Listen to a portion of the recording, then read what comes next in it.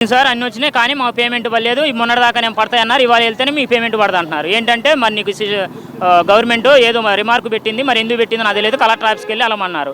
Collector office కాడికి వెళ్తే ఇది మాకు సంబంధం లేదు, మీరు సచివాలయంకి వెళ్ళి ఒకసారి అడగమన్నారు. సచివాలయంకి వెళ్తే ఎంఆర్ఓ అన్నారు ఆఫీస్ అన్నారు. ఎంఆర్ఓ ఆఫీస్ అంటే నా మున్సిపాలిటీ ఆఫీస్ అన్నారు. ఇప్పుడు 4 సార్లు పొద్దు నుంచి తిరుగుతూనే ఉన్నాం సార్. ఇది మేనం ఇదిగో అకౌంట్లో డబ్బులు పడలేదు కానీ లిస్టులో పేరు వచ్చింది అన్నారు, అన్నీ వచ్చింది అన్నారు. మొన్నటిదాకా డబ్బులు పడతాయని చెప్పారు. తీరా ఇవాళ చూస్తే నీకు డబ్బులు పడవు, నీదేదో రిమార్క్ పెట్టారు గవర్నమెంట్, ఏదో ఉంటే ఆ గవర్నమెంట్ని అడుగుపోండి పేరు మమ్మల్ని అడుగుతారని చెప్పి కేర్లెస్ సమాధానం చెప్తున్నారు. ఇక్కడ వీళ్ళు వస్తేనేమో మీరు ఇక్కడికి రావద్దు, ఏం రావద్దు, ఏదైనా ఉంటే బయటనే మాట్లాడుకోండి, మాకు ఇక్కడికి ఇన్వాల్వ్మెంట్ అవ్వద్దు అంటున్నారు. సచివాలయంకి వెళ్ళమంటున్నారు, లేదంటే ఎంఆర్ఓ ఆఫీస్కి అంటున్నారు, కలెక్టర్ ఆఫీస్కి రావద్దని చెప్తున్నారు. వాళ్ళు రివర్స్ అవుతున్నారు, రివర్స్గా మళ్ళీ మమ్మల్ని తిడుతున్నారు, రివర్స్గా బూతులు కానీ మాట్లాడుతున్నారు. ఇక్కడికి ఎందుకు వస్తున్నారు అనేదని. మరి అట్లా పడట్లేదు సార్, ఇదంతా మోసం సార్. అసలు అది డబ్బులు ఇదంతా ఎగ్గొట్టుకోవడం కోసమే ఇది జరుగుతున్న నాటకాలు. ఇది ఇప్పుడు మాకు మ్యాపింగ్ లేదన్నారు సార్. మ్యాపింగ్ లేనప్పుడు మా ఇంటికాడికి వచ్చి ఫోటో తీసుకొని మా ఆధార్ తీసుకొని మొత్తం ఎందుకు పేరు రాశారు? లిస్టులో పేర్లు ఉన్నబట్టే కదా వచ్చింది. ఇప్పుడు మ్యాపింగ్ లేనప్పుడు మన లిస్టు ఇప్పుడు మా ఊరి ఎక్కడో ఉంటుంది, మేము ఇక్కడ ఉంటున్నాము, మా మునిగిపోయినాయి, మా ఆధారు మా అన్ని తీసుకొని ఓకే చేశారు. పేరు వచ్చినప్పుడు డబ్బులు పట్టడానికి ఏమైంది? ఆ డబ్బులు ఇప్పుడు కొట్టాలనుకుంటే ఏ బ్యాంకులైనా పడవచ్చు కదా, ఆ కొట్టలేకనే కదా మరి అన్ని నాటకాలు. మరి ఎందుకని ఇలాంటివి? మరి ఇదేనా మరి వాళ్ళు 100 రోజుల ప్రభుత్వం ఇది అనేది? ఇదేనా మంచి ప్రభుత్వం అనేది? మరి ఇది ఎలా సార్? ఇది న్యాయం అనేది ఒకసారి చూసి మీరే ఖండించాలని చెప్పి చూస్తున్నాం సార్ మేము. మంగ మునిగిపోయిందండి, రాసుకున్నారు. సచివాలయానికి వెళ్తే డబ్బులు అక్కడ మన పేరు ఉంది కానీ బ్యాంకుల వల్ల వేరే నాది ఒకటే ఉంది. ఇది దీంట్లో బ్యాంకులో పడితే అమ్మ అన్నారు. అదే అన్న, అది తిరిగి పంచవతం వచ్చింది, నెలలా పడుతున్నారు.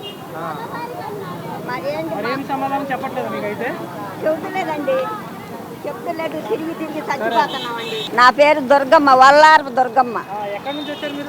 పేటలో నుంచి, రాజరాజపేట, ఆర్ఆర్పేట.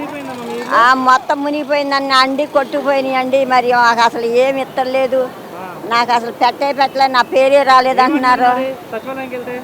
నీ పేరు రాలేదు, మేమేం చేయం పెట్టుకోమంటున్నారు. అప్పుడు రాసుకున్నారు, మరి అప్పుడు పేరు రాలా, మళ్ళీ ఇప్పుడు రాలా. మరి ఏం చేయాలి? వచ్చాం కలెక్టర్ ఆఫీస్కి వచ్చి ఇదిగో గేట్లు వేసుకుని అది ఇంకోసాటికి వెళ్ళమంటున్నారు మళ్ళా. మరి ఏంటి దానికి ఏంటి? మేము ఏం చెయ్యం, ఏం చేయాలి? నేను ఒక్కదాన్నే ఉంటా. కొట్టుకుపోయి నేను కూడా కొట్టుకుపోయే దూరం లాగారు నన్ను. మరి ఇప్పుడు నేను ఏం చేయాలి? మరి ఎక్కడ పెట్టుకోవాలో ఏంటో నాకేం తెలుస్తలే, నాకేం చదువు సంధ్య ఏమీ లేదు. మరి ఏం చేయాలి? నేను వేల కొద్దిగా జనాలు కష్టపడుతున్నారు ఇక్కడికి వచ్చి ఎండలో. ఏదైనా కలెక్టర్ గారు, కమిషనర్ గారు, మీరు దయదలిసి అందరికీ న్యాయం చేయండి. యాపింగ్ అది ఇది అని చెప్పి చాలా గందరగోళం జరుగుతుంది. మరి ఎంత బాధపడ్డామో మీకు అందరికీ తెలుసండి. సాయం చేశారు కాదంటలేదు. ఇప్పుడు జరిగే సాయం కూడా కరెక్ట్గా జరిగేటట్టుగా, సమపాలతో అందరికీ అందేటట్టుగా మీరు చేస్తే చాలా చాలా బాగుంటుంది. అది మా కోరిక. నేను చూడండి, పసిపిల్లలను పెట్టుకొని ఎలాగొచ్చాము. కొంతమందికి పడుతున్నాయి, కొంతమందికి పడినోళ్ళకే పడుతున్నాయి. అందరూ బాగానే ఉంటున్నారు కానీ కొంతమంది చాలా బాధపడుతున్నారు. ఆ చాలా బాధపడే వాళ్ళని వాళ్ళ కార్పొరేటర్లో లేకపోతే వాలంటరీ ద్వారా కానీ ఏదో రకంగా చేసి మంచి చేయాలని కోరుకుంటున్నాను నేనైతే. మేము పైన ఉంటాము, కింద వాళ్ళకి పడలేదు, మాకు పడలేదు సార్. సచివాలయానికి వెళ్తే పేరు ఉంది అంటున్నారు, పడలేదు అంటున్నారు, డబ్బులు అమౌంట్ పడలేదు అంటున్నారు. పడలేదు, అది పేరు ఉందని చెబుతున్నారు కానీ ఇంకేమీ చెప్పట్లేదు సార్ వాళ్ళు. ఇక్కడికి వస్తేనో ఇక్కడ ఏం పట్టించుకోవట్లేదు, ఇక్కడ ఏమి చెప్పట్లేదు. ఇప్పుడు ఏమి మొన్న వచ్చి వెళ్ళాము, ఏమి చెప్పలేదు. ఇప్పుడు మా అక్కడికి వెళ్ళండి అంటున్నారు, సచివాలయానికి వెళ్ళమంటున్నారు. సచివాలయంలో పేరు ఉందమ్మా వస్తాయి అని అంటున్నారు. మరి ఇంకెప్పుడు వస్తాయో తెలియట్లేదు. మాకు పైన పడలేదు, కింద పడలేదు. కింద వాళ్ళకి పడలేదు, పైన మేము పైన ఉంటాం, మాకు పడలేదు. బండికి పడతాయి 10,000, 3,000 బండికను 10,000 పడతాయి అన్నారు, అవి పడలేదు మాకు. ఉంట కూడా అవకాశం లేకుండా ఉంది. ఏంటి ఉంట కూడా అవకాశం లేదు. చిన్నపిల్లలు మీ ఫోటో చూసుకుని కావాలంటే అడుగుతుంటే ఏ రెస్పాండ్ అవ్వట్లేదు. అసలు ముందు పై పంపించామంటున్నారు. ఏంటి మేడం పై పంపించామంటే పడతాయండి అంటున్నారు. ఇప్పుడు నెల అవుతుంది, ఏం రెస్పాండ్ అవ్వట్లేదు. ఎక్కడికి వస్తే అప్లికేషన్ తీసుకోవట్లేదు. ఎంఆర్ఓ ఆఫీస్కి వెళ్ళమంటే వేరే ఆఫీస్కి వెళ్ళమంటారు. అక్కడే వాళ్ళు పట్టించుకోవట్లేదు అసలు. ఏంటి ఇక్కడ ఏం చెప్పట్లేదు సమాధానం అసలు. ముందు ఈ ఎంఆర్ఓ ఆఫీస్కి వెళ్ళి కనుక్కోండి అంటున్నారు. ముందు వాళ్ళతో మాట్లాడమంటున్నారు. వాళ్ళకి వెళ్తేనో మేము పై పంపించామండి అంటున్నారు. వస్తే అంటున్నారు. ఏం చెప్పట్లా, పేరుందా లేదా చెప్పట్లేదు అసలు. ఏం చెప్పట్లేదు అసలు.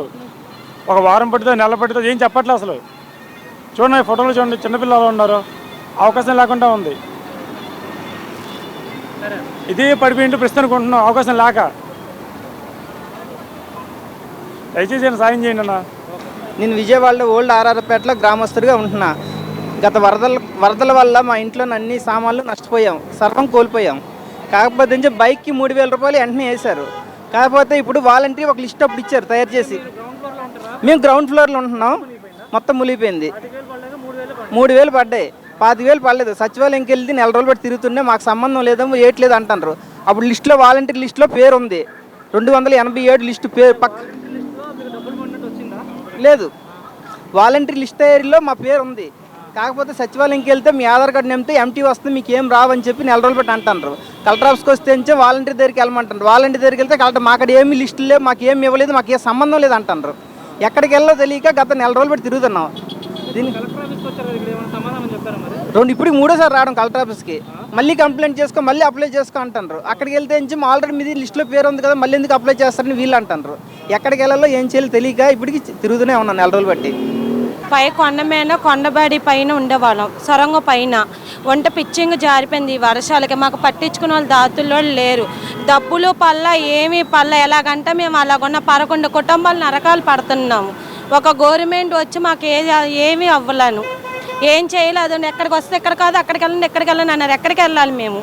11 కుటుంబాలు ఏమైపోవాలి అర్థం అవ్వట్లే మాకు. పిచ్చింగ్ జారిపోయి వెళ్ళే దారో లేదు మాకు. కాలిపేట దగ్గరికి వెళ్తుంటే అక్కడ తిరుగుతున్నాం, అన్ని చోట్ల తిరుగుతున్నాం, ఎక్కడ మాకు ఆధారం లేదు. అలాగే ఉందండి. చందనంలో పెట్టాం, అది గవర్నమెంట్ది కాదంటున్నారు, ఏది కాదన్నారు. ఎలాగ మాకు మా పరిస్థితి ఏంటో మాకు అర్థం అవ్వట్లా. ఇళ్ళు అంత రేట్లు పెట్టి కట్టుకొని రోడ్డు మన వర్షాలు పడిపోయింది అదో ఏం చేయాలో అర్థం అవ్వట్లేదు. ఇప్పుడు మన కట్టమని తిందోళ్ళు బాగా పూచర్ చేస్తున్నారు.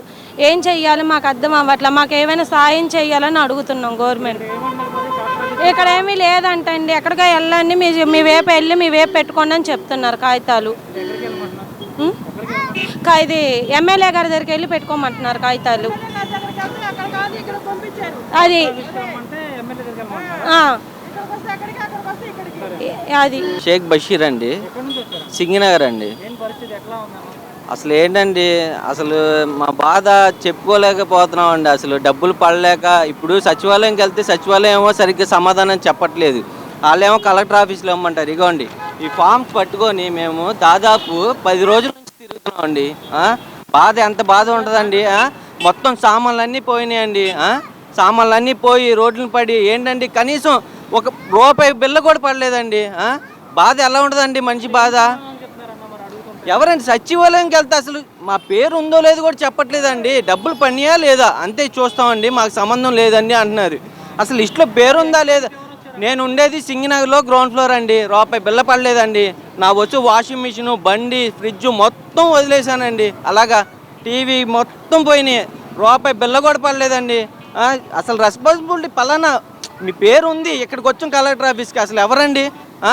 ఎవ్వరు చిన్న సమాధానం కూడా లేదండి. ఎంత బాధ ఉంటుందండి.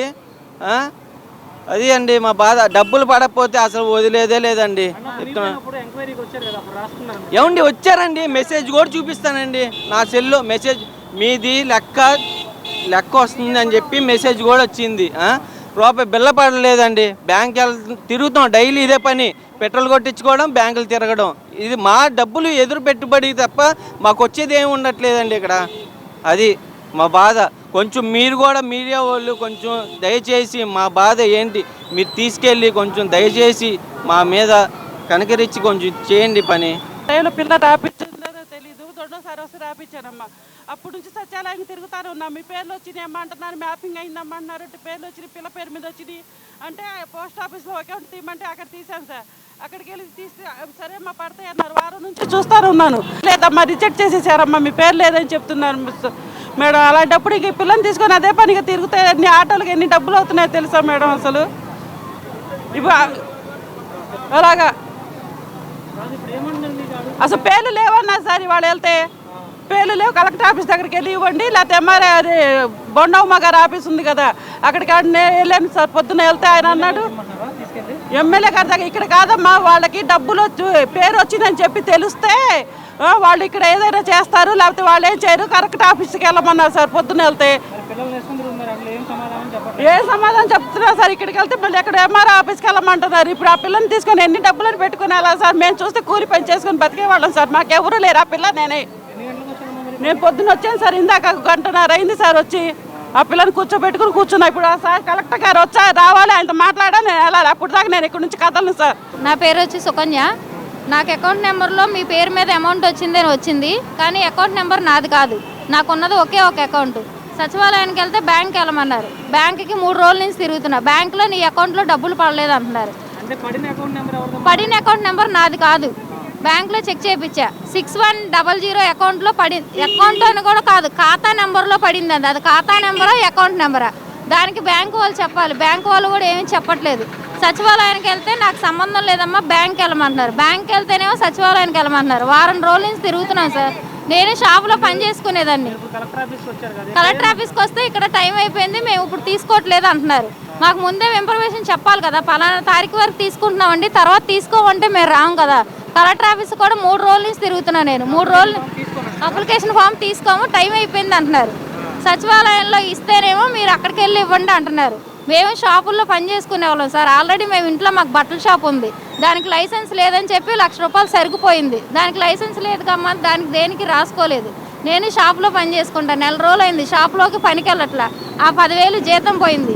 ఈ వారం రోజుల నుంచి సచివాలయం బ్యాంక్కి కలెక్టర్ ఆఫీసు ఈ వారం నుంచి కూడా తిరుగుతున్నా. నాకు ఏ స్పందన లేదు. మరి నా పరిస్థితి ఏంటనేది ఎవరు ఏమి చెప్పట్లా. ఇంట్లో నేను మా అమ్మగారే ఉంటాం. మా అమ్మగారి అకౌంట్లో లేదు, నా అకౌంట్లో లేదు. నా పేరు మీదే వచ్చింది. ఈ ఎండలో ఏమో పడిగాపులు పొద్దున్న 6 నుంచి నుంచోనే ఉన్నాం. ఇక్కడ ఎవరు ఏమీ మాకు సమాధానం చెప్పట్లేదు. నా పేరు నాని అండి, సింగినగర్ అండి మాది. ఇక్కడ ఏ పట్టించి రెస్పాన్స్ లేదండి. కలెక్టర్ ఆఫీస్ దగ్గరే కానీ ఇక్కడ సచివాలయం ఆల్రెడీ వెళ్ళాం. వెళ్తే ఇక్కడ కలెక్టర్ ఆఫీస్కి వెళ్ళాము. కలెక్టర్ ఆఫీస్కి వెళ్తే మేము ఎంఆర్ఓ ఆఫీస్కి వెళ్ళమంటున్నారు. ఇప్పుడు వరకు వరద జరిగి 40 రోజులు అవుతున్నా సరే మాకు ఆర్థిక సహాయం అనేది ఎటువంటిది మాకు అందలేదండి. ఏది 25,000 గ్రౌండ్ ఫ్లోర్ మాకు టోటల్ డ్యామేజ్ అయింది వెహికల్స్. కానీ ఇప్పుడు దాకా ఫస్ట్ టైం మేము అప్లై చేసాం, వచ్చారు, ఫోటోలు తీసుకున్నారు, మెసేజ్ వచ్చింది, అమౌంట్ పడాలా. ఫస్ట్ టైం వచ్చారండి, దానికి రిజెక్ట్ అయిపోయింది. ఎందువల్ల అంటే కారణం ఉండాలి కదా సార్. ఇప్పుడు మాకు కంప్లీట్గా టోటలీ డెడ్ అయింది. దానికి ఏంటనేది పరిష్కారం అనేది మాకు ఉండాలి కదా సార్. ప్రత్యేకంగా ఇప్పుడు వాలంటీర్స్ అవ్వచ్చు, సచివాలయం స్టాఫ్ అవ్వచ్చు, ఎవరైనా సార్ పట్టించుకోవాలి. కానీ పట్టించుకోకపోతే ఎట్లా సార్? ఒకరికంది ఒకరు అందకపోతే ఇప్పుడు మొత్తం టోటల్ మళ్ళీ ఫారం అప్లికేషన్ మళ్ళీ అప్లై చేసాం. కలెక్టర్ ఆఫీస్లో 2 times అప్లై చేసాం. అయినా సరే మాకు ఎటువంటి రెస్పాన్స్ లేదు, ఏది లేదు సార్. ఎంఆర్ఓ ఆఫీస్కి వెళ్ళిపోండి, మాకు సంబంధం లేదు అంటున్నారండి. ఇక్కడ కలెక్టర్ ఆఫీస్కి ఇక్కడికి సంబంధం లేదు. అసలు ఎటువంటి రెస్పాన్స్ లేదు సార్ మాకు. ఇప్పుడు అమౌంట్ పడక మేము సఫర్ అయ్యి చాలా దీంట్లో ఉన్నాము. ఆల్రెడీ మెసేజ్ కాదు కదా, ఫోన్ కాదు కదా, ఏదీ లేదు సార్ మాకు. అసలు ఏమీ లేదు సార్. అసలు రెస్పాన్స్ అయితే టోటల్ లేదు సార్. మళ్ళీ ఇప్పుడు ఎంఆర్ఓ ఆఫీస్కి వెళ్ళాం. ఆల్రెడీ ఇప్పుడు సచివాలయంకి వెళ్ళాం. ఇవ్వండి సర్టిఫికేట్లు పట్టుకొని తిరుగుతున్నాం. ఎంఆర్ఓ ఆఫీస్కి సచివాలయంకి వెళ్ళాం. ఈ కలెక్టర్ ఆఫీసు, ఎంఆర్ఓ ఆఫీసు ఒకరు చెప్తే ఒకరి మీద చెప్తున్నారు తప్ప సరైన ఇదైతే జరగట్లేదండి. మ్యాపింగ్ ఉంటే ఒకవేళ మా అమ్మ వాళ్ళది నాది ఒకే బాంబే కాలనీ అయితే నాకు పడ్డాయి మనీ 10,000 పడింది నాకు ఇది పైన కాబట్టి. మా అమ్మ వాళ్ళకి 25,000 పడాలి. అయితే మీ అల్లుడి అకౌంట్లో పడినాయి అంట. ఇదే ఎక్కడ న్యాయం? ఒకవేళ అల్లుడి అకౌంట్లో పడితే 25,000 పడాలి కదా, 25,000 పడలేదు. ఆవిడ దగ్గర కొట్టేశారు. ఏంటి ఒక్కరికే పడ్డాయి. ఆవిడదేమో సింగిల్ ఫ్లాట్స్, ఈ బ్లాక్ 42లో ఉంటుంది.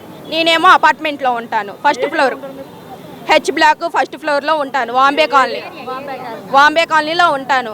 ఇక్కడ కలెక్టర్ ఆఫీస్ నుంచి ఫోన్ వచ్చిందంట, మీ కారంపూడి సుధాకరు మీ అల్లుడికి పడ్డాయి మనీ అని. ఎలా పడతాయి అలాగా?